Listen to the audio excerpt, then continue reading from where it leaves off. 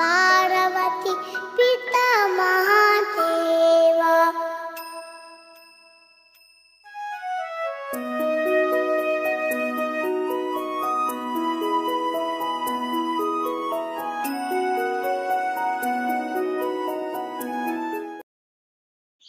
गणनायकाय गणदैवताय गणाधीशाय धीमहि गुणशरीराय गुणमण्डिताय गुणाधीशाय धीमहि गुणातीताय गुणाधीशाय गुणप्रविष्टाय धीमहि एकदन्ताय वक्रतुण्डाय गौरीतनयाय धीमहि गजेशानन्दं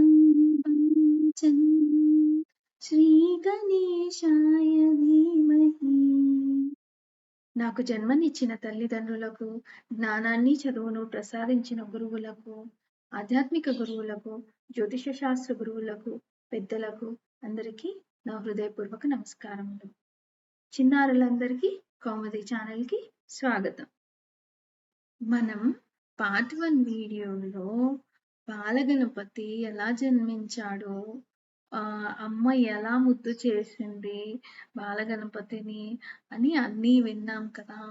మరి ఇప్పుడు సెకండ్ వీడియోలో సెకండ్ పార్ట్లో మనం బాలగణపతిగా ఎలా మారాడు, ఉమాపుత్రుడు బాలగణపతిగా ఎలా మారాడు, తనకు ఏనుగు తల ఎలా వచ్చింది, మీలాగే చిన్నారి బాలునిలాగే ఒక మోము కలిగిన బాబు అలా ఎలా గణపతికి సంబంధించిన ముఖాన్ని ధరించాడు అనేది మనం తెలుసుకుందాము. మరి కథలోకి వెళ్దామా? ఉమాపుత్రుడు జన్మించిన తర్వాత అమ్మ చాలా సంతోషంగా ఉంటుంది.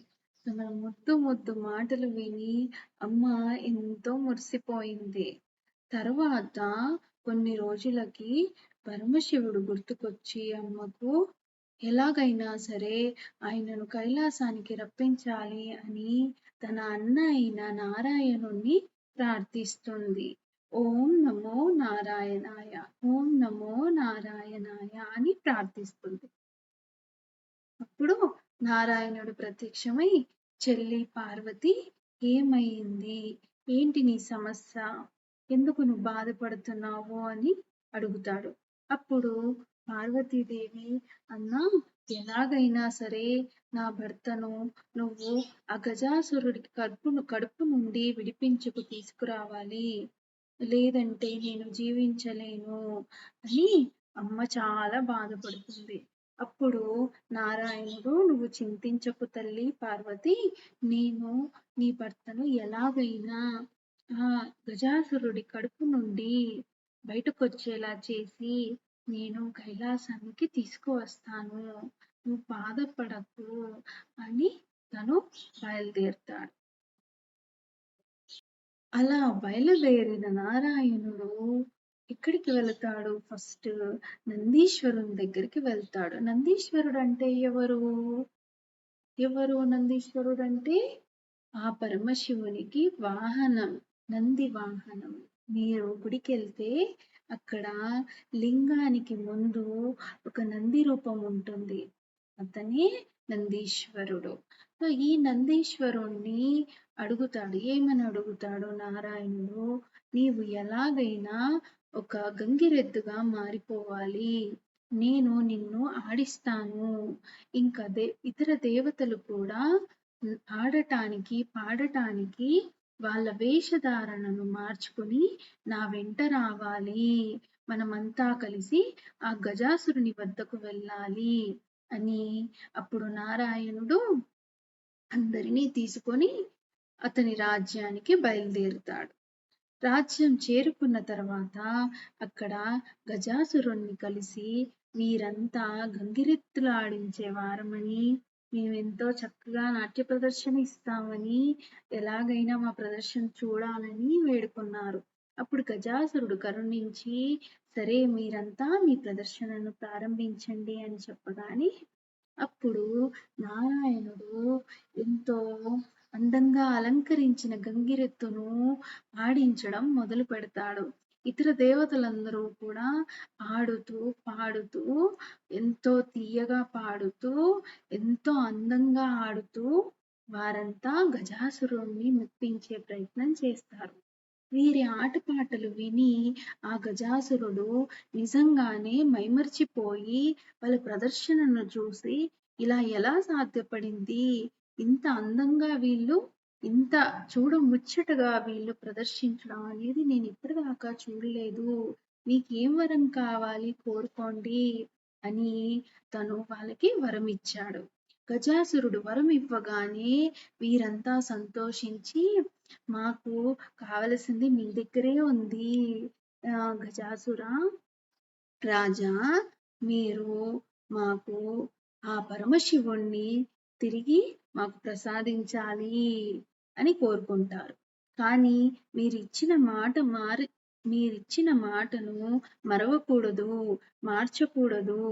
మీరు అలా మాట మార్చినట్టయితే, మాట పైన నిలబడకపోయినట్టయితే మీ కడుపు ముక్కలవుతుంది అని చెప్పి ఈ నారాయణుడు మానవ వేషంలో ఉన్న ఈ నారాయణుడు ఆ గజాసురునికి చెప్తాడు. అప్పుడు ఆ గజాసురుడు మీరు నేను వరం ఇచ్చాను, కానీ మీరు అడిగింది ఆ పరమశివుణ్ణి. ఆ పరమశివుడు నాకు ప్రాణంతో సమానం. నేను ఆయనని ఎలా ఇవ్వగలను? నేను ఇవ్వను. మీరు మీకు చేతనవుతే నా కడుపు నుండి మీరే తీసుకోండి అని చెప్పి ఆ గజాసురుడు మాటను తప్పుతాడు. అప్పుడు వీరంతా నిజస్వరూపం దాల్చి దేవతలు, నారాయణుడు, నందీశ్వరుడు వీరంతా కలిసి ఆ పరమేశ్వరుణ్ణి ప్రార్థించడం మొదలు పెడతారు. ఆ పరమేశ్వరుణ్ణి ప్రార్థించగానే ఆ గజాసురుడి కడుపు ఉన్నట్టుండి ముక్కలైపోయి అందులో నుండి పరమశివుని లింగ స్వరూపం బయటకు వస్తుంది. ఆ లింగ స్వరూపం ఎలా ఉంటుందంటే ఒక కోటి సూర్య ప్రకాశాల వెలుగుతో బయటకు వస్తుంది. అందరూ ఆనందంతో జయజయనాదాలు చేస్తూ, ఆడుతూ, పాడుతూ శివునికి స్వాగతం చెప్తారు. అప్పుడు శివుడు ఆనందించి మీరంతా నన్ను బయటకు తీసుకువచ్చారు. ఆ గజాసురుడు ఆయన చేసిన తప్పుకి శిక్షను అనుభవించాల్సిందే అని ఆ పరమశివుడు చెప్తాడు. అప్పుడు ఆ గజాసురుడు బాధపడుతూ, స్వామి నిన్నే నమ్ముకున్నానే, నిన్నే నా జీవితం అంతా ధ్యానించానే, నీవు నన్ను ఇలా వదిలేసి వెళ్ళిపోవడం భావ్యమా స్వామి? నా శరీరం నా కడుపు ముక్కలైపోయేలా చేసి నువ్వు నన్ను వదిలి వెళ్ళిపోతావా అని చెప్పి బాధపడుతూ వేడుకుంటాడు.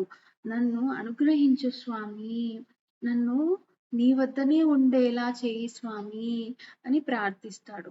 అప్పుడు పరమశివుడు మళ్ళీ గజాసురునికి వరమిస్తాడు.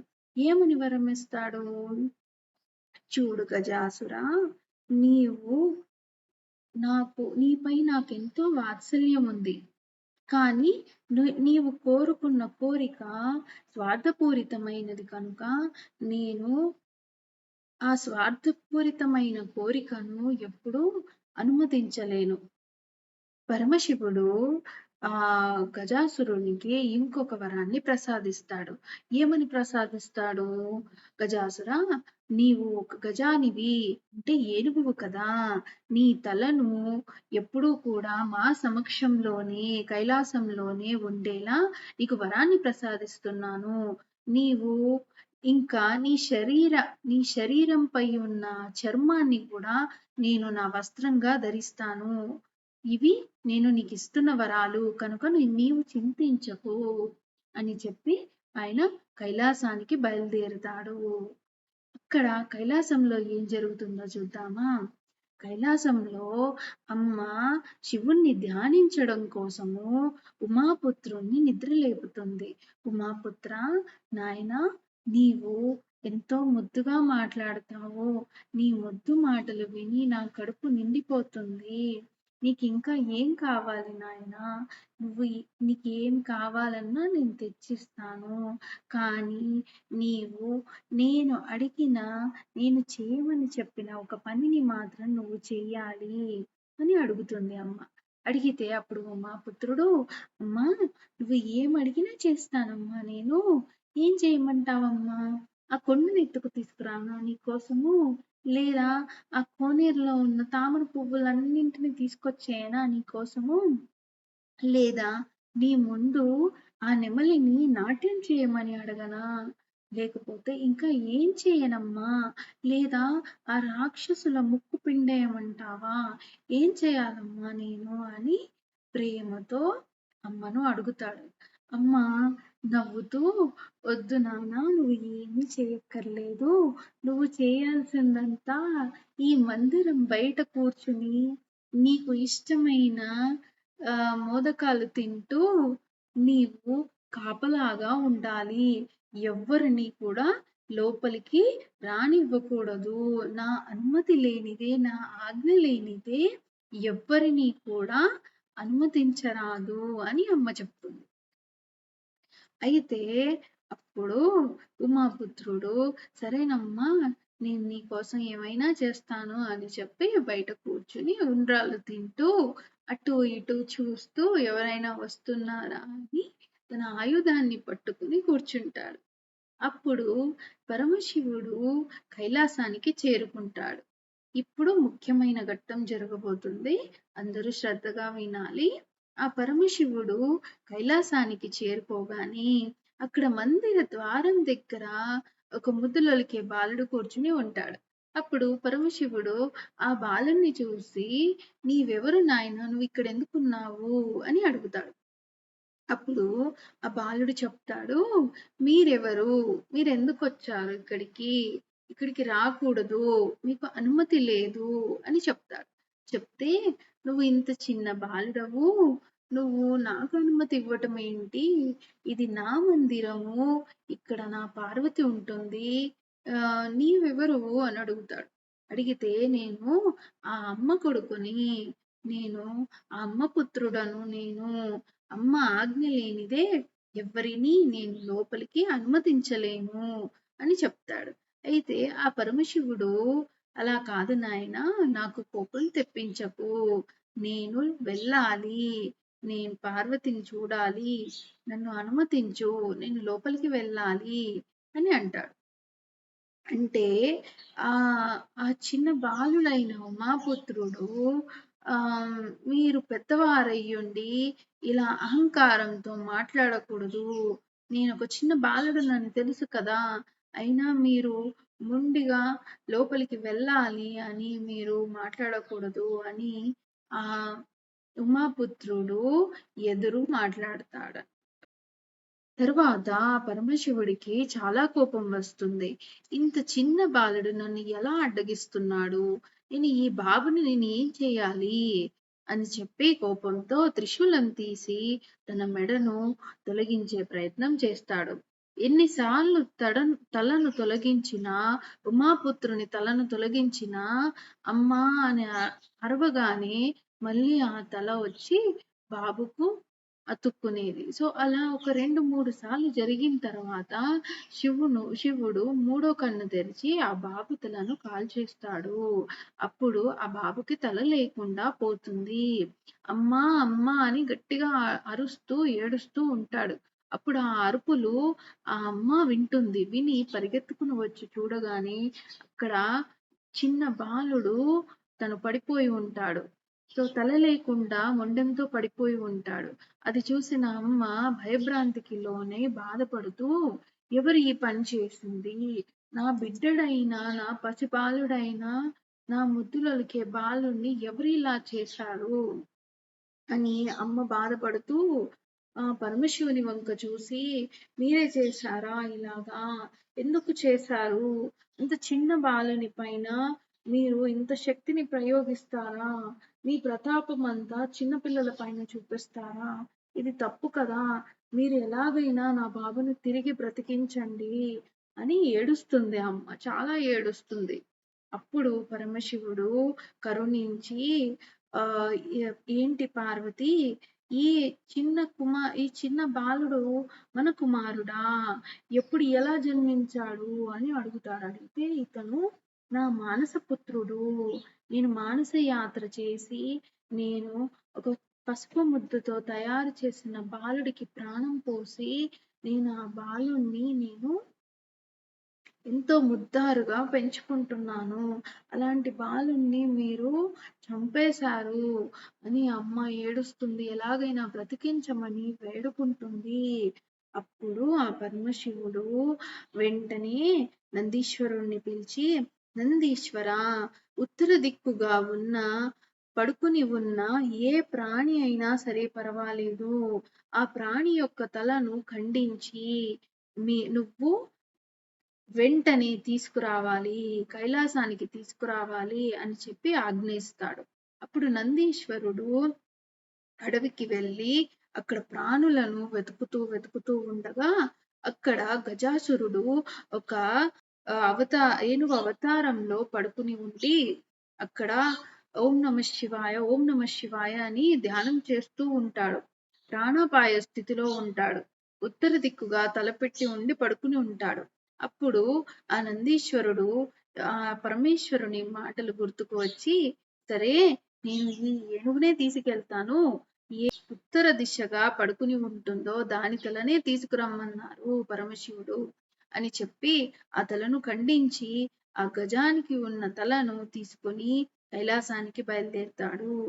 కైలాసంలో అమ్మ ఎదురు చూస్తూ ఉంటుంది.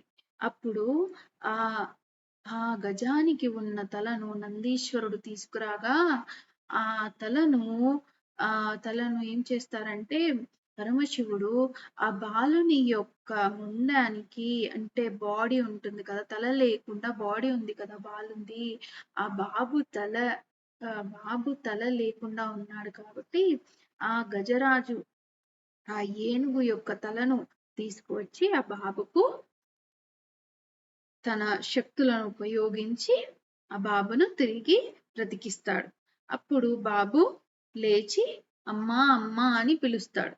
అప్పుడు ఆ అమ్మ ఆశ్చర్యంతో ఆ బాబు ముఖాన్ని చూసి, ఏంటి స్వామి, నా బాలుడు ఎంత ముద్దుగా ఉంటాడు, అలాంటిది నా బాలునికి నువ్వు ఈ విధంగా మీరు ఆ గజాసురుని తలను తీసుకువచ్చి పెట్టారు. ఇది ఎక్కడి న్యాయం స్వామి? నా ముద్దులొలికే బాలుడి ముఖము నేను మరలా చూడలేనా అని బాధపడి, అయినా పర్వాలేదు, నా బిడ్డడు బ్రతికాడు, నాకంతే చాలు అని చెప్పి అమ్మ సంతోషించి అప్పటి నుండి ఆ బాలుణ్ణి ఎంతో ముద్దుగా గారాబంగా పెంచుతూ తనకు కావలసిన విద్యలన్నీ తను నారదుని ద్వారా, పెద్ద మునుల ద్వారా తనకు విద్యాభ్యాసాన్ని నేర్పిస్తుంది. ఇక్కడితో ఈ కథను మనం ముగిద్దాం. వచ్చే కథలో మళ్ళీ కలుసుకుందాం.